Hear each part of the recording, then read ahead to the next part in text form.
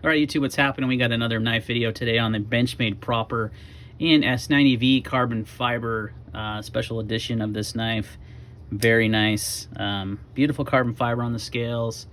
Nice clip point blade. Also comes in a sheep's foot. S90V steel, nice stone washing. Has some kind of bronze liners there. Nice and flush on that. There is a half stop on this guy. Kind of sloppy though. I remember this on my last Proper video I did.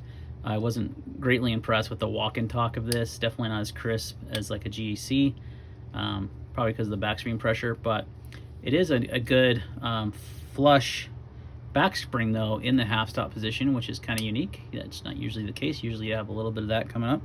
So overall, a pretty decent little slip joint, just an updated variant of a already existing knife. Now, price point on these is $200. So you're getting a carbon fiber upgrade and an S90V upgrade, and you're up from $140, so only $60 more. You're getting premium materials. I think it's worth it. I think that's a good price. I don't think that's bad at all. But I kind of like the micarta version of this knife. Actually, I love micarta. And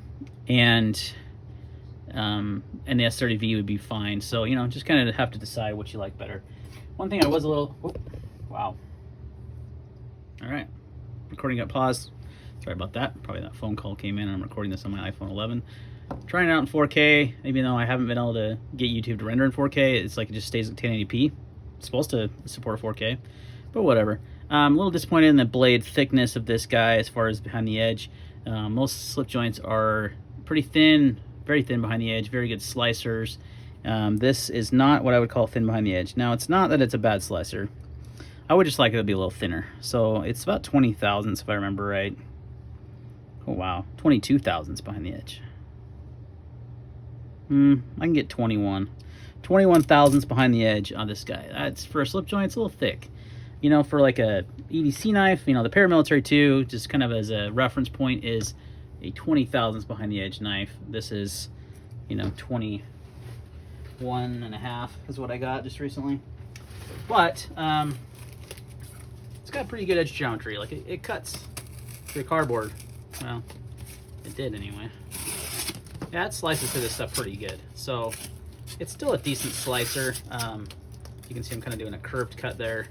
So it definitely cuts well, even though it's a little thick behind the edge. If it was thinner behind the edge, it would be a dream. It would be a really slicey blade. So, you know, for everyday EDC, it's probably okay. I would just like to see the grind a little thinner from Benchmade. But they're kind of known for that thickness of the grind. A lot of production companies are, aka ZT. Spyderco tends to be a little better in that, but even the Parrot 2 is 20 thousandths. So, you know, they try to keep it a little thicker for durability, edge durability and stuff, but a lot of these steels can take it, especially S90V. You could have gone pretty thin on this knife and been just fine. So it'd be cool to get a regrind or something on this, but it's a really handsome slip joint. There's a size comparison to the Blinks Blades Sphinx. It's a mouthful. It's about the same size, maybe a little titch shorter in the handle. How about a standard Parrot 2? I literally keep this knife around for size comparisons. One more, just since I have it nearby, is the Kershaw Shuffle 2. A smaller knife as well. It's just to get a kind of a comparison of size. So slip joints, you know, no pocket clip on this guy, two-handed opening, which is standard. There is some modern slip joints out there that do a one-handed opening and a clip joint, a pocket clip, which I like.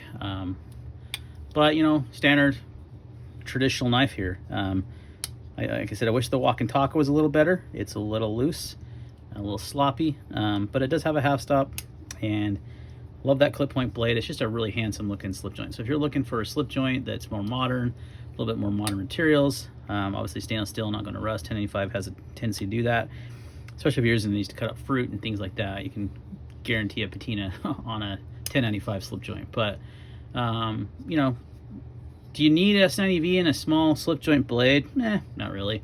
S30 would be fine, but it's a nice, at least when they're upgrading the handle material, they're also upgrading the blade as well. So an S90V is a good steel. So it came pretty decently sharp. This is actually Zach's knife in our pass around group from Zach's Stuff. So shout out to his channel. If you're not subscribed, go check out Zach's stuff. You probably are. He's a Benchmade phenom. He has like a ton of Benchmades.